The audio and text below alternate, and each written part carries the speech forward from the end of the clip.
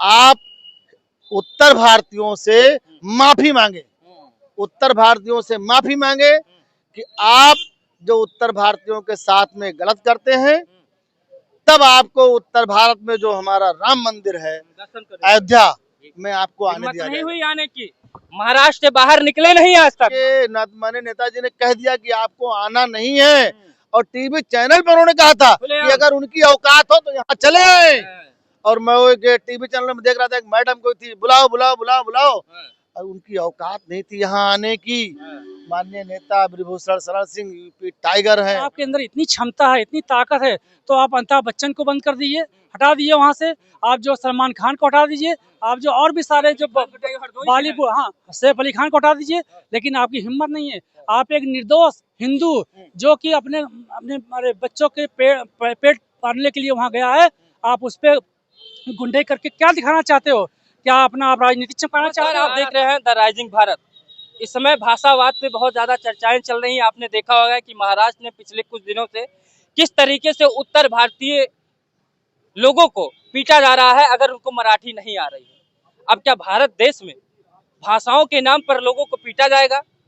कुछ दिन पहले आपने देखा होगा, करीबन 2008 में इसी तरीके से राज ठाकरे जो एमएनएस पार्टी के जो है मुखिया है महाराष्ट्र नवनिर्माण सेना के, ये जो है अपने कार्यकर्ताओं के द्वारा राजनीतिक सत्ता को पाने के लिए जिस तरीके से उत्तर भारतीयों को पिटवाया था, लेकिन ये नहीं समझ रहे हैं कि ये उत्तर भारत है। महाराष्ट्र की अपनी एक भी इंडस्ट्रियल यूनिट नहीं है, न कोयला माइंस है, न उनके पास कोई इंडस्ट्री है। वो जाके चाहे उत्तर भारतीयों लोगों ने बसाया हो, और चाहे जाके गुजरातियों ने बढ़ाया हो, और चाहे तमिल लोगों ने बढ़ाया हो। महाराष्ट्र के पास कुछ भी नहीं, मराठी छोड़ के। हम मराठी भाषा का सम्मान करते हैं, लेकिन इसका मतलब ये नहीं राज ठाकरे जी कि आप हमारे जैसे उत्तर भारतीय लोगों को महाराष्ट्र में पीटे। और जिस दिन उत्तर भारत लोग चाह गए ना, उस दिन महाराष्ट्र खाली हो जाएगा। आप हमारे टैक्स के पैसे से जी रहे हैं, उत्तर भारतीयों के टैक्स के पैसे पे जी रहे हैं। और आपका अगर देखा जाए तो आपका मूलवास भी बिहार से आता है, तो आप भी उत्तर भारतीय हैं। तो सबसे पहले उन मराठियों को, इन उत्तर भारतीयों को बाहर निकालना चाहिए जो मराठी के नाम पे राजनीति कर रहे हैं। क्या कहेंगे आप नेताजी? यानी कि अगर हम हिंदी बोलते हैं जो कि हमारी मातृभाषा है, तो हिंदी बोलने वाले किसी प्रांत में अपनी एक राजनीतिक पार्टी, अपने राजनीति को सेकने के लिए उत्तर भारतीयों को मारा जाएगा? ऐसे तुच्छ राजनेताओं के लिए कहेंगे हम, तो तुच्छ कहेंगे। इनके लिए हमारे गोंडा के जो सांसद जी हैं, पूर्व सांसद ब्रिजभूषण शरण जी, वैसे नेता चाहिए। खुलेआम कहा अयोध्या मत आना, राज ठाकरे ने तुम्हारी औकात दिखा दूंगा। तो क्या उत्तर भारतीयों के लोगों को, राज ठाकरे जैसे लोगों को उसी भाषा में जवाब देने का समय है? देखिए, ये हमारा हिंदुस्तान है, हिंदुस्तान में मातृभाषा हिंदी है, तो हिंदी सबको बोलना चाहिए। अब ये प्रदेश की अलग अलग भाषाएं हैं, तो उसका प्रयोग लोग करते हैं। उन लोगों ने कहा कि भाई मैं जानता नहीं हूँ, लेकिन राज ठाकरे वही व्यक्ति है जिसको माननीय नेताजी ने इसके पहले 2008 में मामला इसने किया था। हिंदी भाषी को ऑपरेशन कर रहा था, जो लोग हिंदी भाषी, जैसे बिहार के कुछ लोग थे और उत्तर प्रदेश के कुछ लोग थे, इन लोगों को मारपीट के जो भी परेशान किया जा रहा था।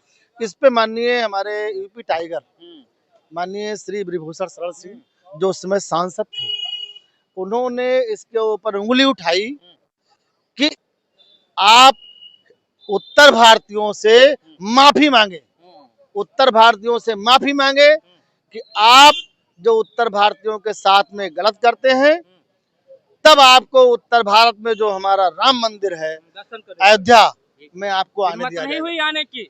महाराष्ट्र से बाहर निकले नहीं आज तक। मामला क्या हुआ, ये मारा नहीं गया, ये आता और मार खाता। देखो, बिना मार खाए जब ये मार खा जाता तब इसको अंदाजा लगता कि हाँ मैंने गलत शब्द का प्रयोग किया, लेकिन इसके गलत शब्द का प्रयोग उस समय पे इसको कोई सजा नहीं मिली, तो इसको एहसास नहीं हुआ कि मैं चाहे जैसे करता रहूंगा। लेकिन ये चीज बिल्कुल गलत है। माननीय नेताजी ने कह दिया कि आपको आना नहीं है, और टीवी चैनल पर उन्होंने कहा था कि अगर उनकी औकात हो तो यहाँ चले आए। और मैं वो एक टीवी चैनल में देख रहा था, एक मैडम कोई थी, बुलाओ बुलाओ बुलाओ बुलाओ, और उनकी औकात नहीं थी यहाँ आने की। माननीय नेता ब्रिजभूषण शरण सिंह यूपी टाइगर है, उत्तर प्रदेश में उनसे बड़ा नेता कोई नहीं। 3 हेलीकॉप्टर हैं उनके पास, और कहाँ से खरीदा? इन्होंने अपने दिमाग से खरीदा है।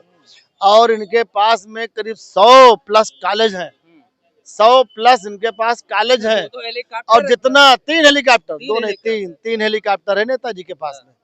और वो मेहनत करते हैं, जनता की सेवा करते हैं। सवेरे 3 बजे उठ करके जिम में जाते हैं। जब यहाँ लोग फुकुर फुकुर सिगरेट पीते हैं, रात भर घूमते हैं, तब नेताजी 9 बजे रात में बिस्तर लगा के सो जाते हैं।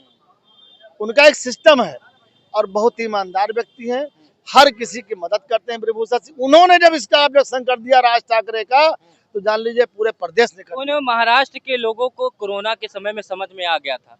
जब कोरोना के समय उत्तर भारतीयों ने महाराष्ट्र छोड़कर उत्तर भारत लौटे थे, तो उनके यहाँ काम करने वाला कोई बचा नहीं था। उनके यहाँ लेबर चार्ज इतनी बढ़ गई थी कि पूरी मुंबई कूड़ों से ढक गई थी। तो आज उन्हीं उत्तर भारतीय लोगों को जो 2 पैसा कमाते हैं और आपको टैक्स देते हैं, तब आप मराठी भाषा बोलने वाले वहाँ पे जीते हो। और ये जो अपने घर से, यानी कि जो महाराष्ट्र छोड़ के बिल से अपने बाहर ना निकला हो, दिल्ली ना पहुंचा हो जल्दी, वो आया उत्तर भारतीयों को चैलेंज करने के लिए। अपने घर में तो कुत्ता भी शेर बन जाता है, लेकिन उत्तर भारतीय वो है कि घर में भी घुस के मारना जानते हैं। और जिस दिन उत्तर भारतीय अपने आप में आ गए, तो राज ठाकरे अपने बिल से नहीं निकल पाओगे। बिल्कुल सही है। और इनको जब तक एहसास नहीं होगा, जब तक इनको कोई पनिशमेंट नहीं मिलेगा, ये उत्तर भारतीयों के साथ में ऐसे ही करते रहेंगे। और इस पे लगाम लगाना चाहिए। अभी जो इन्होंने घटना किया, इनके कार्यकर्ताओं ने जो घटना किया है, तो ये बहुत ही निंदनीय है। ऐसा नहीं होना नहीं चाहिए। होना चाहिए। ऐसे लोगों को क्या कहेंगे जो भाषा के नाम, अभी तो जाति चल रही थी, धर्म चल रहा था, अब भाषा चल गई। अब मराठी बनाम हिंदी, और उधर स्टालिन जो है तमिल भाषा में, उनको तो चला नहीं कि हिंदी में 500 की नोट पे जो आर लिखा हो तो शुक्र मनाइए कि आरबीआई छापती है, नहीं तो वो हो बदल देते वो। देखिए, ऐसा जो मुंबई में ये घटना हुई है, बहुत ही शर्मनाक घटना है। राज ठाकरे के जो गुंडे हैं, बताइए, एक बुजुर्ग को लप्पड़ मारते हुए दिखाया, सोशल मीडिया पे देखा लोगों ने। अब उस बाप के जो परिवार वाले उसको देखे होंगे, उनसे पूछिए उन पर क्या बिगड़ी होगी। भाई, यहाँ से 2000 किलोमीटर उसका बाप पिताजी अपने घर की रोजी रोटी के लिए वहाँ पे गए हुए हैं, और आप उनको वहाँ पे सरेआम, मतलब कि जो है, अरे भाषा के नाम पे उसको मारेंगे, ये कहाँ तक उचित है। हमारे जो कि देश की राष्ट्रभाषा हिंदी है, क्षेत्रीय भाषा अलग हो सकती है, वो तमिल भी हो सकता है, वहाँ महाराष्ट्रीयन हो सकता है, या अरे राजस्थानी हो यही सकता पूछ है। रहा हूँ, तो ये क्यों नहीं उन उर्दू बोलने वालों को मारते हैं? ये क्यों नहीं उन अंग्रेजी बोलने वालों को मारते हैं? ये क्यों उन तमिल बोलने वालों को क्यों नहीं मारते हैं? क्यों पंजाबी बोलने वालों को नहीं मारते? इनको दिक्कत हिंदी से काहे है? क्या उत्तर भारतीय लोग इतने कमजोर हैं? देखिए, उत्तर भारतीय लोग कमजोर नहीं है। उत्तर भारतीय लोग अपने अपने पा जाए, तो वहाँ पे महाराष्ट्र में, वहाँ पे जितने भी जो महाराष्ट्रियन है, उनके जो खाने के लाले पड़ जाएंगे। अगर आपके अंदर इतनी क्षमता है, इतनी ताकत है, तो आप अमिताभ बच्चन को बंद कर दीजिए, हटा दीजिए वहाँ से। आप जो सलमान खान को हटा दीजिए, आप जो और भी सारे जो बॉलीवुड, हाँ, सैफ अली खान को हटा दीजिए। लेकिन आपकी हिम्मत नहीं है। आप एक निर्दोष हिंदू, जो कि अपने अपने बच्चों के पेट पालने के लिए वहाँ गया है, आप उस पर गुंडे करके क्या दिखाना चाहते हो? क्या अपना आप राजनीति चमकाना चाहते हो? 18 साल के बाद जब देखे सब कुछ खत्म हो गया, तो दोनों भाई एक मंच पे आ गए, और मंच पे आके राजनीति क्या कर रहे हैं? अब कुछ जब बचा नहीं तो मराठी नाम पे, और मराठी नाम पे गुंडे बिल्कुल नहीं चलेगी। अब आप यकीन रखिए, आने वाले, अभी तक देखिए उनकी वहाँ राजनीति जनाधारी खत्म हो गया है। आप देखिए, जो मनसे के गुंडे जो हैं, जो राज ठाकरे हैं, उनका राजनीतिक आधार क्या है? कब से डरपोक नेता है अगर कोई है तो राज ठाकरे है। जी। जो घर से बाहर नहीं निकलता हो, अपने कार्यकर्ताओं को आगे करता हो, और अपने घर में गुंडाई करता हो।